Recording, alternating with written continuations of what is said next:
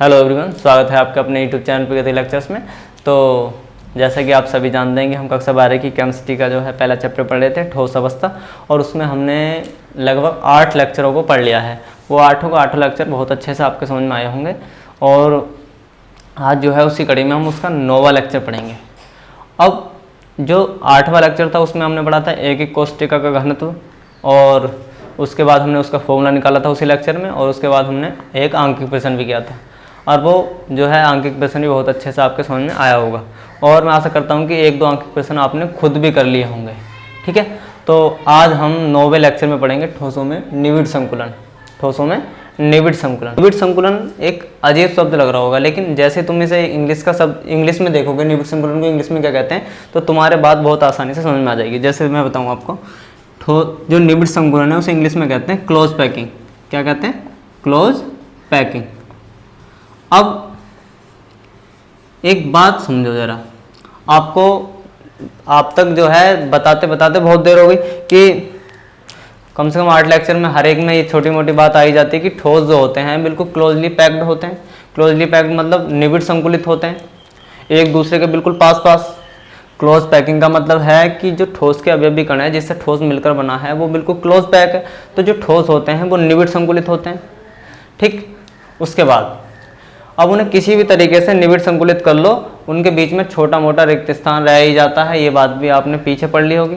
ठीक है, और जो थोड़ा बहुत स्थान रहता है खाली, उसे ही क्या कहते हैं? हम रिक्ति कहते हैं, वॉइड्स कहते हैं। उसके बारे में भी हम पढ़ने वाले हैं। तो आज का जो हमारा टॉपिक है वो ठोसों में निविड़ संकुलन है, तो आज इसकी बात करते हैं। तो देखो जरा, तो मैं जो 2-3 इसके मेन पॉइंट हैं वो यहाँ पे लिख दे रहा हूँ। तो देखो, ठोसों में अवयवी कणों की ठोसों में अवयवी कण निविड़ संकुलित होते हैं। निविड़ संकुलित होते हैं।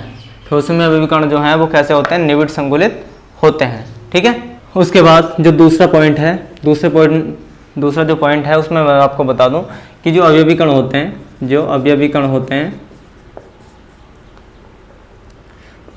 होते हैं ठोसों में, उनमें क्या होता है? रिक्त स्थान होता है। रिक्त स्थान जो होता है वो कैसा होता है? न्यूनतम। रिक्त स्थान जो होता है वो बहुत ही कम होता है। ये वाली बात जनरली आप जानते भी होंगे कि ठोसों में जो रिक्त स्थान होता है वो कैसा होता है? बहुत ही न्यूनतम होता है। ठीक है, और जो ये रिक्त स्थान होता है इसे ही कहते हैं रिक्ति। इसे क्या कहते हैं? रिक्ति कहते हैं। और इंग्लिश में क्या कहते हैं? इसे वॉइड्स। इसे भी हम बहुत अच्छे से पढ़ेंगे, वॉइड्स को। ठीक है, रिक्ति। ये टेट्राहेड्रल और ऑक्टाहेड्रल वॉइड्स होते हैं, इन्हें हम बहुत अच्छे से पढ़ने वाले हैं। उसके बाद जो इसमें अवयवी कण हैं उन्हें क्या माना गया है? एक गोलों के रूप में माना गया। अवयवी कण जो हैं उन्हें किसके रूप में माना गया? गोलों के रूप में माना गया। कण को ठोस गोले के रूप में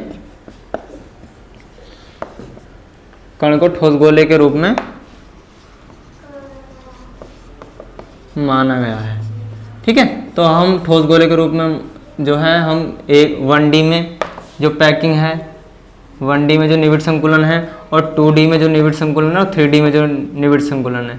ठीक है, उसको हम बारी बारी से पढ़ने वाले हैं कि 1D में कैसे पैकिंग होती है, 2D में ठोसों में जो कैसी पैकिंग होती है, और 3D में जो है वो क्लोज पैकिंग कैसी होती है। यानी कि हम निविड़ संकुलन पढ़ेंगे 1D में भी। 1D मतलब एक विमा, 2D मतलब द्विविमा, और 3D मतलब त्रिविमा में। ठीक है, तो अपना जो पहला हेडिंग रहने वाला है वो क्या है? एक विमा में निविड़ संकुलन। और ये टॉपिक जो है ये बहुत ही इंपॉर्टेंट टॉपिक है। ठीक है, बहुत ही इंपॉर्टेंट टॉपिक। ठीक, तो पहले मैं इसे मिटा दूं और फिर पढ़ते हैं एक विमा में निविड़ संकुलन, या वन डायमेंशनल में, या 1D में क्लोज पैकिंग। ठीक है, तो मैं इसे मिटा देता हूं।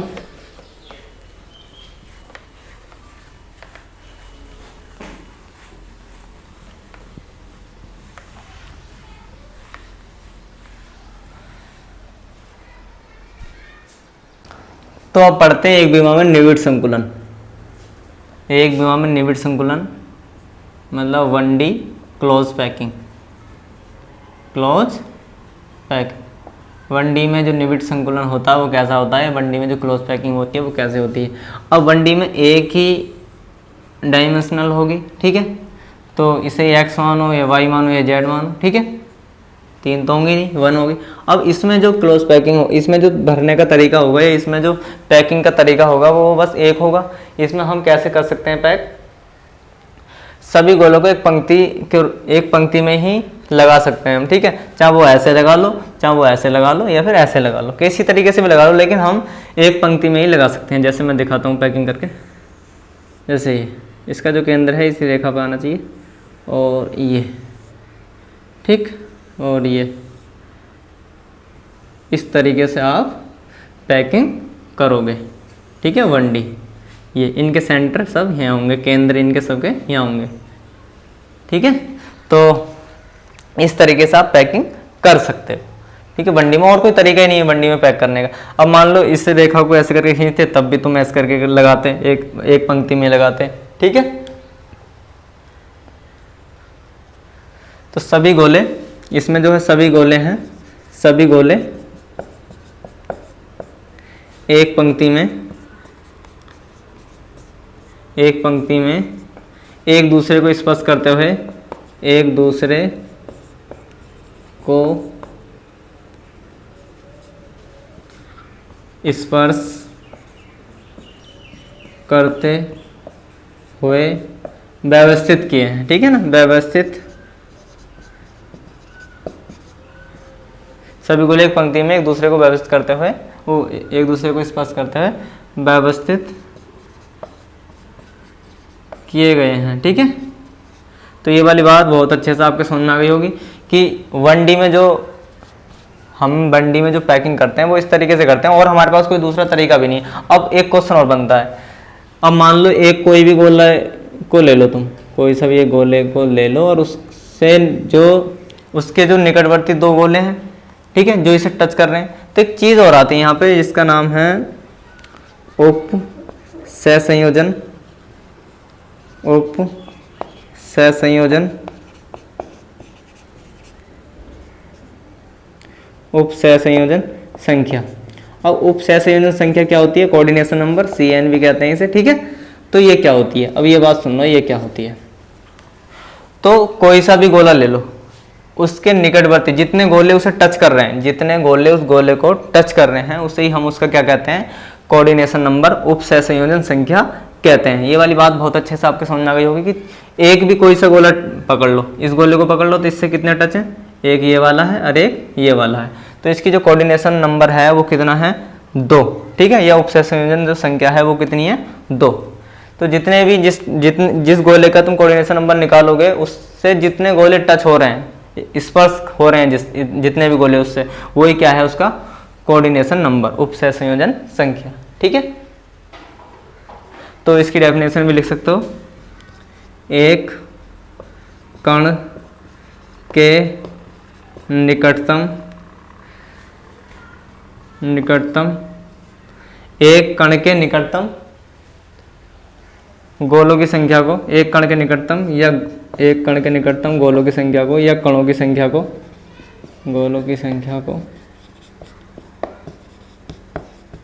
उप सहसंयोजन संख्या कहते हैं। उप सहसंयोजन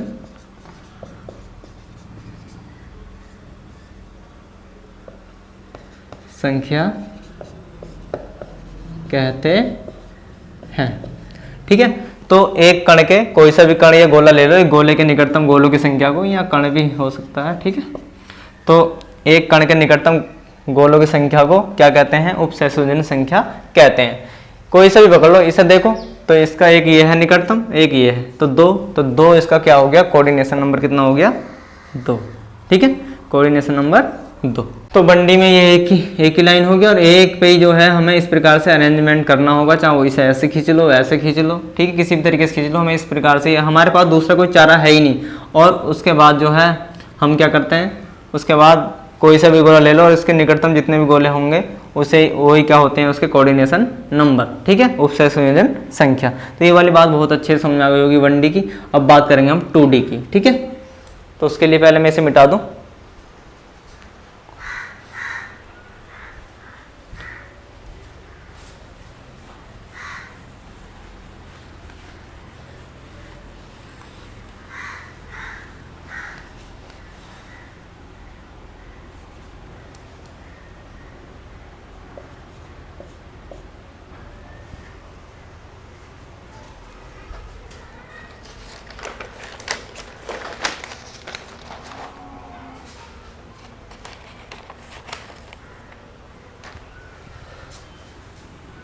और यहाँ पे आ जाएगा 2D। तो द्विविमा में निबिड़ संकुलन, 2D में क्लोज पैकिंग, ठीक है। तो ये हम पढ़ेंगे अब 2D में। अब 1D की तो हमने बहुत आसानी से समझ लिया, अब पढ़ेंगे हम 2D में कैसे निबिड़ संकुलन होता है या 2D में कैसे क्लोज पैकिंग होती है, ठीक है।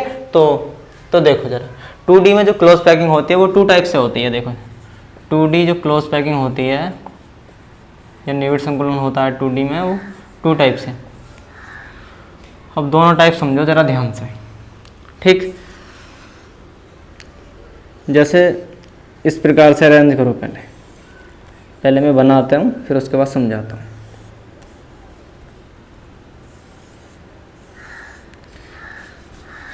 ये बिल्कुल बराबर नहीं बन पा रहे हैं, ये देखो एक दूसरे से स्पर्श करके बनाने।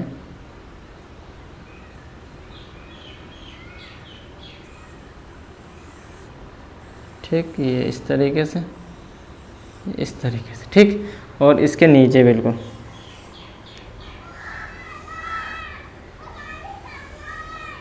ठीक,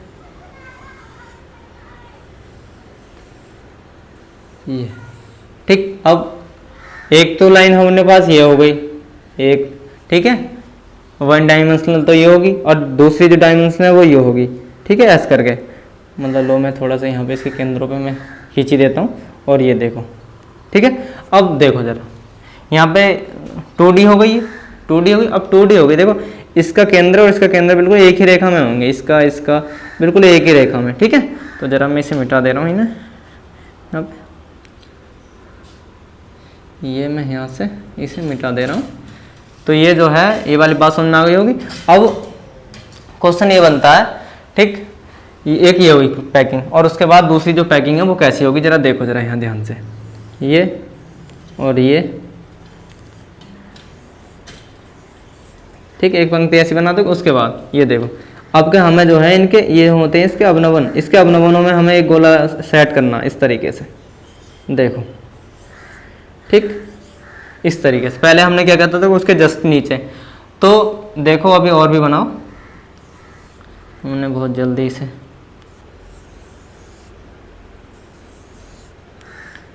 और ये ठीक, फिर उसके बाद यहाँ पे ये इसके इस तरीके से। तो 2 प्रकार की पैकिंग है। अब जरा ध्यान से समझो, इसके नीचे और भी बना सकते हो तुम, ये देखो, ये बिल्कुल बराबर मुझसे नहीं बन रहे, ठीक है। तो ये देखो, ये अब अगर मैं इसमें कोऑर्डिनेशन नंबर निकालूं तो कैसे निकलेगा, तो देखो जरा, ये वाली यहाँ पे, या फिर तुम किस गोले को पकड़ लो, कोई से भी गोले को पकड़ लो, इसको ही पकड़ लो, चलो। ये अब एक इसने टच कर रखा है इसे, एक इसने टच कर रखा है, एक इसने टच कर रखा, और एक इसने टच कर रखा, और तो नहीं कर रखा किसी ने, नहीं कर रखा। तो देखो इसका केंद्र ये है, इसका केंद्र ये है, और इसका केंद्र ये है, इसका ये है। तो देखो इन्हें मैं मिलाता हूँ, ये, ठीक। तो ये क्या बन गया, एक वर्ग बन गया। क्या बन गया, ये वर्ग। तो इसे क्या कहते हैं, इसे स्क्वायर क्लोज पैकिंग भी कहते हैं, इसे स्क्वायर क्लोज पैकिंग भी कहते हैं, SCP, ठीक है, स्क्वायर क्लोज पैकिंग SCP, या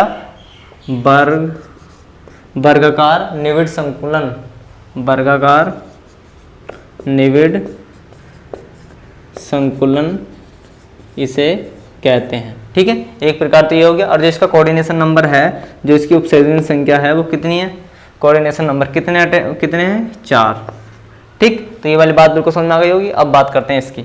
अब देखो इसे, इसका कोई एक गोला ले लो, चलो इसे लेते हैं। 1 2 3 4 5 6, तो देखो 6 गोले। अब इनके सेंटर कहाँ हैं, इनके सेंटरों को देखो, उसके बाद इन्हें मिला दो। ये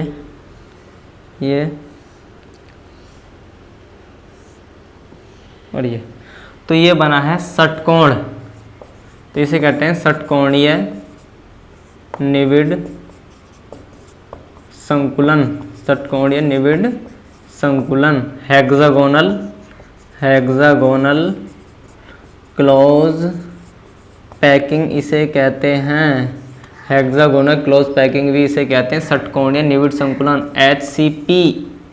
ठीक है, HCP इसे कहते हैं। ठीक है, तो ये 2 प्रकार की क्लोज पैकिंग है 2D में। ठीक है, तो दोबारा समझ लो, 2 प्रकार से हो जाती है पैकिंग 2D में। एक तो अगर हम गोलों को बिल्कुल इस तरीके से लगाएं, एक दूसरे के बिल्कुल ऊपर नीचे, और दूसरी जो प्रकार की है वो इन दोनों गोलों के बीच में गोला लगाएं। ठीक है, यानी इनके अवनमन से गोला लगाएं। ठीक है, ये अवनमन होते हैं इनके अवनमन ये वाले। तो इनके बीच में जो, जैसे ये मैं बताऊं यहाँ पे देखो, ये 2 गोले हमने ऐसे लगा दिए, अब इनके बीच में एक गोला इस तरीके से लगा दिया।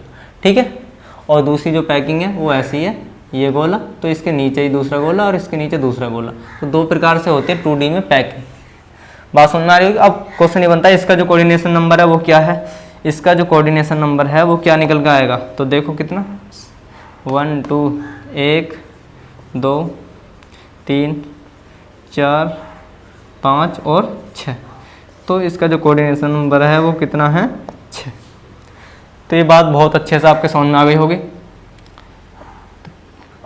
दोबारा सुन लो, 1D में हमने पहले बताया था कि उसमें जो है एक पंक्ति में हम गोलों को सेट करते हैं, उसका जो कोऑर्डिनेशन नंबर है वो 2 होता है। ठीक है, जो मैंने पीछे बताया था।